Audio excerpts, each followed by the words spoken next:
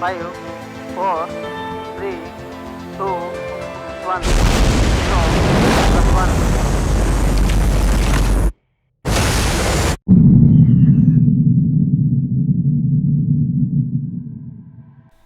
Super power बनने या बने रहने की भागम भाग में विश्व के सारे देश इस समय दौड़ रहे हैं। इकोनॉमी, मिलिट्री, ऑटोमोबाइल इंडस्ट्री जैसे क्षेत्रों में तो कंपटीशन हमेशा से रहा है, लेकिन अब इस दौड़ में अंतरिक्ष मिशन या स्पेस बिजनेस भी शामिल हो गया है। किसी भी देश की तरक्की का मेजरमेंट अब उसकी अंतरिक्ष में पहुंच के बेस पर होने लगा है। इसीलिए कई देशों ने इस मिशन के लिए अपनी स्पेस एजेंसियां बना रखी हैं, जो स्पेस में सैटेलाइट भेजकर टेलीकम्युनिकेशन, ब्रॉडकास्टिंग, डिजास्टर मैनेजमेंट, मौसम की जानकारियां इकट्ठी करना और डिफेंस सिस्टम को मजबूत करना जैसे कामों को अंजाम देती हैं। इसके अलावा दूसरे देशों के सैटेलाइट को स्पेस में भेजने के बदले अच्छी खासी कमाई भी करती हैं। NASA, CNSA, ESA, JAXA, ISRO विश्व की कुछ सबसे ताकतवर स्पेस एजेंसियां हैं, जिनमें अमेरिका की नासा सबसे ताकतवर है। वहीं इसरो भारत की स्पेस एजेंसी है, जिसने पिछले कुछ सालों से विश्व में अपना डंका बजा रखा है। इसरो का इतिहास। इंडियन स्पेस रिसर्च ऑर्गेनाइजेशन यानी इसरो की स्थापना 15 अगस्त 1969 को हुई। इसका हेड ऑफिस बेंगलुरु, कर्नाटका में है। जवाहरलाल नेहरू के समय 1962 में इस ऑर्गेनाइजेशन का नाम इनकॉस्पर यानी Indian national committee for space research था, जो भारत के परमाणु ऊर्जा विभाग के अंदर आता था। 1969 में विक्रम साराभाई ने इनकॉस्पर का नाम बदलकर इसरो रख दिया। साराभाई को फादर ऑफ द इसरो भी कहा जाता है। उन्होंने इसके साथ ही इसका एक अलग डिपार्टमेंट DOS यानी डिपार्टमेंट ऑफ स्पेस भी बनाया, जिसका काम इसरो के सभी छोटे बड़े कामों की रिपोर्ट भारत के मौजूदा प्रधानमंत्री को देना है। इसरो ने कभी सोचा भी नहीं होगा कि कभी बैलगाड़ी और साइकिल पर अपने रॉकेट डिवाइसेस को ढोकर 1963 में थुम्बा से अपना पहला रॉकेट लॉन्च करने वाला देश भारत आज अंतरिक्ष मिशनों में विश्व के सुपर पावर्स को टक्कर देगा। कहते हैं समय बदलते देर नहीं लगती, और समय अब ऐसा बदला है कि आज रूस और अमेरिका जैसे पावरफुल देशों के सैटेलाइट भी भारत लॉन्च कर रहा है। विदेशों के रॉकेट लॉन्च करके इसरो पैसे कैसे कमाता है? साल 1975 में जहां इंडियन साइंटिस्ट ने देश के पहले सैटेलाइट आर्यभट्ट को रूस के साइंटिस्ट की हेल्प से लॉन्च किया था, वहीं अब इसरो या यूं कहें कि भारत विश्व में सबसे कम पैसों में दूसरे देशों के सैटेलाइट लॉन्च करता है, जबकि नासा या स्पेसएक्स इस काम के लिए बहुत ज्यादा पैसे वसूलते हैं, जिससे भारत के पास कस्टमर कंपनियों या देशों की लाइन लगी है। इसरो की अंतरिक्ष मिशन में सफलता देखकर विश्व के कई देश भारत से ही अपने सैटेलाइट लॉन्च करवाने लगे, जिसके बदले भारत उनसे अच्छी खासी रकम वसूलता है।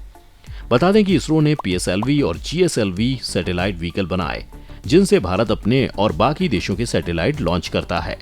PSLV, जिसका पूरा नाम है पोलर सैटेलाइट लॉन्च व्हीकल, ये लगभग 2000 किलो के सैटेलाइट को 600 से 900 किलोमीटर तक लॉन्च कर सकता है। और GSLV यानी कि जियोसिंक्रोनस सैटेलाइट लॉन्च व्हीकल, जिसका इस्तेमाल टोटल 5000 किलो तक के वेट सैटेलाइट को 36000 किलोमीटर तक की डिस्टेंस तक लॉन्च करने में किया जाता है। एंट्रिक्स कॉर्पोरेशन, इसको भारत सरकार ने 1992 में बनाया था, जो इसरो की कमर्शियल ब्रांच है। आसान भाषा में कहा जाए तो इसका काम इसरो के पास उन कस्टमर कंपनियों या देशों से डील करने का है जो अपने सैटेलाइट इसरो से लॉन्च करवाना चाह रहे हैं या और कोई सर्विसेज लेना चाह रहे हैं। 2020 में इसका नाम बदलकर NSIL new space India limited कर दिया गया। एंट्रिक्स कॉर्पोरेशन ने 1992 से लेकर 2014 तक अपनी सर्विसेज के बदले करीब 4408.07 करोड़ कमाए हैं। इसके अलावा 2015 से लेकर 2018 तक इसरो के एंट्रिक्स ने प्रोडक्ट्स की मार्केटिंग और सर्विसेज, विदेशी सैटेलाइट की लॉन्चिंग वगैरह से करीब 5600 करोड़ कमाए हैं।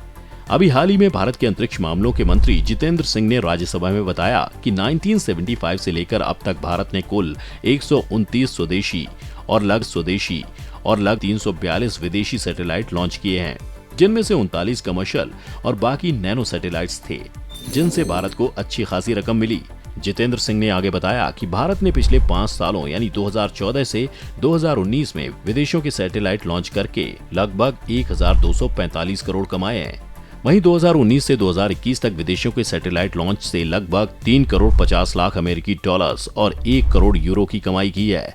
साथ ही भारत ने 2021-2023 के बीच विदेशी सैटेलाइट्स की लॉन्चिंग के लिए 4 देशों से करार किए हैं, जिससे हमें लगभग 13.2 मिलियन यूरो की कमाई होगी। इसके अलावा इसरो टेलीकम्युनिकेशन कंपनियों, ब्रॉडकास्टिंग, ट्रांसपोंडिंग सर्विसेज प्रोवाइड करने का भी अच्छा खासा पैसा वसूलता है। शायद इसीलिए भारत सरकार इसरो का बजट बढ़ाती जा रही है, क्योंकि इस समय स्पेस बिजनेस भारत के लिए एक बेहतरीन मार्केट है। भारत सरकार ने 2022-2023 में स्पेस डिपार्टमेंट के लिए 13,700 करोड़ के बजट की घोषणा की, जो पिछले साल 12,642 करोड़ था। इन सब के अलावा इसरो और भी काम करता है। बड़ी बड़ी नावों को चलाने के लिए वो सैटेलाइट्स और स्पेस बेस्ड टेक्निक के डिजाइन बनाता है और इनकी देखरेख वगैरह भी करता है। नेचर के सारे रिसोर्सेज की मैपिंग पर पूरी तरह से निगरानी रखने के लिए इसरो सैटेलाइट्स के डिजाइन बनाता है, जिससे नेचुरल डिजास्टर्स की जानकारी पहले ही सरकार को देकर लोगों को बचाया जा सके। स्पेस के लिए जितने भी इंस्ट्रूमेंट बनाए हैं उनकी अच्छे से देखरेख करना, इसके अलावा स्पेस में अपने सैटेलाइट्स पर भी नजर रखना। इसरो देश के लिए हथियार भी बनाता है, जिससे युद्ध या बाहरी अटैक के समय दुश्मनों पर नजर रखी जा सके और सीक्रेटली उन पर अटैक किया जा सके। इसरो के फ्यूचर के कुछ मिशंस। चंद्रयान 3 2022 में इसका विजन चांद के सरफेस को छूने की एक और कोशिश करना है। गगनयान 2022 में ये भारत का पहला ह्यूमन स्पेस प्रोग्राम है। इसमें स्पेस कैप्सूल में 3 लोग बैठकर स्पेस जाएंगे। निसार 2023 में लॉन्च होने वाला ये पहला dual band radar imaging satellite होगा। इस मिशन में नासा और इसरो साथ मिलकर काम कर रहे हैं। शुक्रयान 1 2024 में लॉन्च होने वाले इस मिशन का टारगेट वीनस प्लेनेट के एनवायरनमेंट की स्टडी करना है। अब जरा उन मिशंस को भी याद कर लेते हैं जिन्होंने पूरी दुनिया में स्पेस रिसर्च के मामले में भारत की पकड़ को और भी ज्यादा मजबूत किया है, जिनमें सबसे पहला है चंद्रयान 1। इसरो की सबसे बड़ी अचीवमेंट चंद्रयान 1 रही, जिसको इसरो ने 22 अक्टूबर 2008 को लॉन्च किया, जिसने चंद्रमा पर पानी की खोज करके इतिहास में भारत का नाम लिख दिया। मार्स ऑर्बिटर मिशन ये मंगल ग्रह पर 24 सितंबर 2014 को पहुंचा, जिसने भारत को अपने पहले ही अटेम्प्ट में मंगल पर पहुंचने वाला पहला देश बना दिया। इससे पहले कोई भी देश अपने पहले अटेम्प्ट में ऐसा नहीं कर पाया था। भारत, रूस, अमेरिका और यूएसए के बाद ऐसा करने वाला विश्व का चौथा देश बन गया। इस मिशन के लिए भारत ने केवल $75 मिलियन खर्च किए, जो बाकी देशों के कंपैरिजन में बहुत ही कम है। इसके अलावा भारत ने 2017 में एक ही रॉकेट PSLV C-37 से 104 सैटेलाइट्स को एक साथ लॉन्च करके वर्ल्ड रिकॉर्ड बना दिया था। तो दोस्तों, इतनी सारी जानकारियों से एक बात तो पता चलती है कि भारत इसरो की मदद से देश की सुरक्षा और विकास के साथ साथ अच्छा खासा बिजनेस भी कर रहा है। भारत कम दामों में विदेशों के सैटेलाइट को स्पेस में भेजता है। शायद यही वजह है कि भारत की इस सर्विस का फायदा लेने के लिए विश्व के छोटे देशों से लेकर अमेरिका, रूस जैसे सुपर पावर देश भी लाइन में खड़े हैं। तो दोस्तों, ये थी इसरो के बारे में सारी जानकारियां। आपको ये जानकारियां कैसी लगी हमें कमेंट करके बताइए। साथ ही वीडियो को लाइक और शेयर करना ना भूलें और चैनल को सब्सक्राइब भी कर लें।